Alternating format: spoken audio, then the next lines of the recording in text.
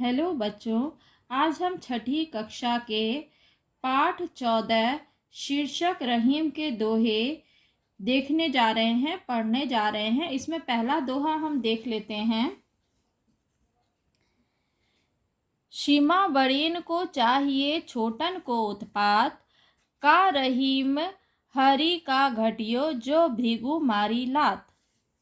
तो इसमें कुछ कठिन शब्द देख लेते हैं। सीमा मतलब होता है क्षमा, उत्पात मतलब उपद्रव करने वाला, मतलब बदमाशी करने वाला, और भृगु जो है एक ऋषि का नाम है।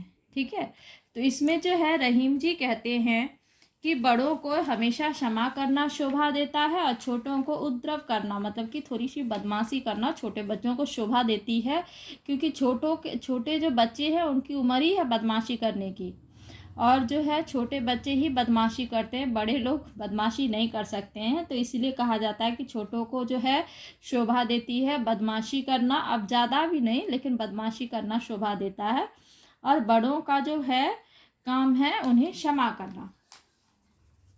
इसमें उसका बड़प्पन होता है। इससे अगर जो क्षमा करते हैं तो वो छोटे नहीं हो जाते हैं बड़े लोग, और क्षमा करने से जो है बड़े लोगों का बड़प्पन ही कहलाता है। जिस प्रकार भृगु ऋषि ने विष्णु जी की छाती पर पांव से प्रहार किए तो विष्णु जी ने उन पर क्रोध ना करके चिंता व्यक्त की। भृगु जो है ऋषि है, एक पौराणिक कथाएं हैं जिसमें भृगु ऋषि ने विष्णु भगवान के सीने पर लात मार दी थी, और विष्णु भगवान ने क्रोध ना करके उल्टा उनकी चिंता जताई कि कहीं आपके पाँव में चोट तो नहीं आ गई। इस प्रसंग से विष्णु जी के प्रभाव कुछ भी कम नहीं हुआ, पर उन्होंने भृगु ऋषि को क्षमा किया।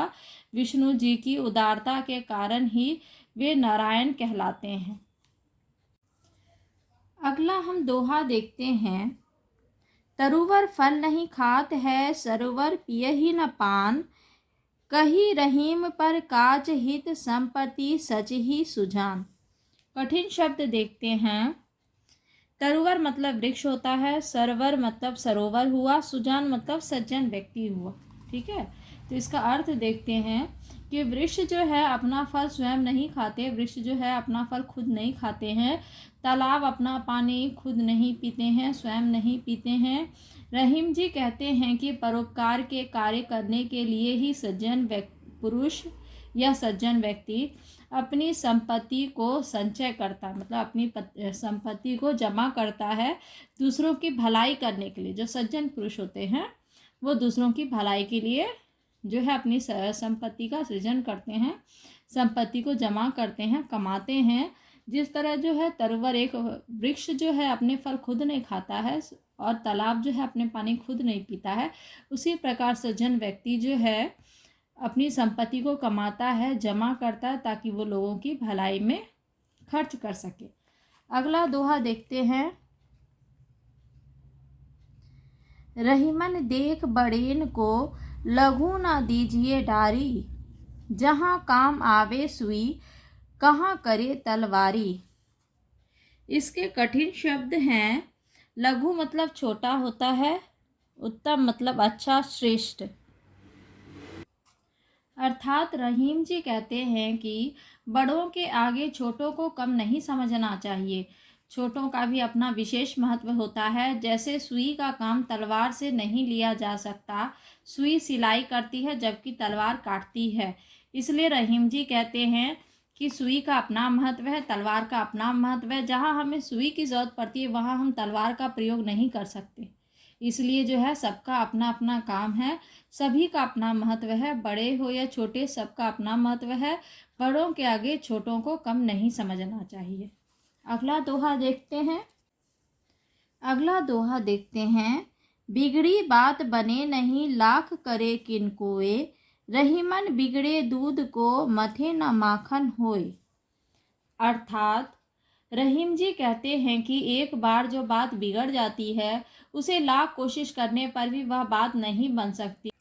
जिस प्रकार दूध फट जाने पर उसे हम कितना भी मथें तो भी उससे माखन नहीं निकल सकता, उसी प्रकार रहीम जी कहते हैं कि लाख कोशिश करने पर भी अगर जो कोई बात बिगड़ जाती है तो वो फिर दोबारा नहीं बन सकती।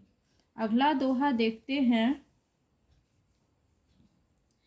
जो रहीम उत्तम प्राकृति, का करी संगत कुसंग, चंदन विष व्यापत नहीं, लिपटे रहत भुजंग।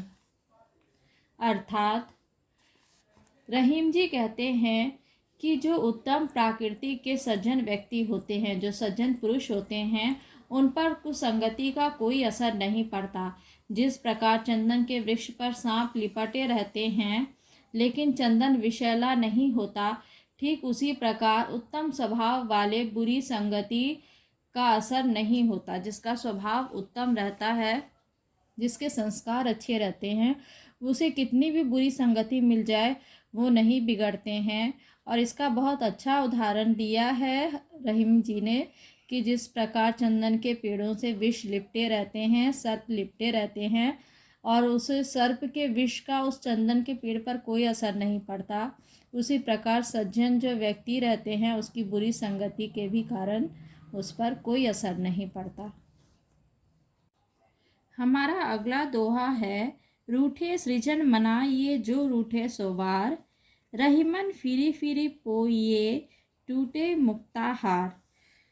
सृजन मतलब होता है बनाना, सुजन मतलब सज्जन व्यक्ति, मुक्ताहार मतलब मोतियों का माला। इस दोहा में रहीम जी कहते हैं कि अगर कोई सज्जन व्यक्ति रूठ जाए तो उन्हें बार बार मना लेना चाहिए, भले उन्हें 100 बार मनाना पड़े फिर भी उन्हें मना लेना चाहिए। जिस प्रकार मोतियों की हार टूटने पर टूट जाती है तो भी हम बार बार मोतियों को पिरो लेते हैं, बार बार उसे धागे में पिरो करके एक सुंदर सी माला बना देते हैं। उसी प्रकार अच्छे व्यक्ति सज्जन पुरुष अगर जो रूठ जाए तो हमें 100 बार भी मनाना पड़े तो भी हमें मना लेना चाहिए, क्योंकि वो हमारे लिए अनमोल है। आगे का दोहा देखते हैं,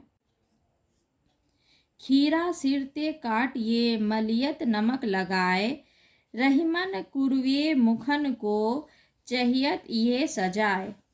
अर्थात रहीम जी कहते हैं खीरा कड़वा होता है तो उसके सिर को काट करके नमक लगा के उसे मला जाता है ताकि उसका कड़वापन ख़त्म हो जाए। इसी प्रकार रहीम जी कहते हैं कड़वा बोलने वाले का मुख भी उसी प्रकार से सजा देनी चाहिए ताकि उसके मुख से कड़वा बोलना बंद हो जाए। अगला दोहा देखते हैं, वे रहीम नर धन्य हैं पर उपकारी अंग, बाटन वारे को लगे जो मेहंदी को रंग। अर्थात रहीम जी कहते हैं कि ऐसे पुरुष धन्य हैं जो उपकार करने वालों के साथ रहते हैं, उस पर उपकार करने का रंग उसी प्रकार चढ़ेगा जिस प्रकार मेहंदी बांटने वाले के हाथों में मेहंदी का रंग चढ़ जाता है।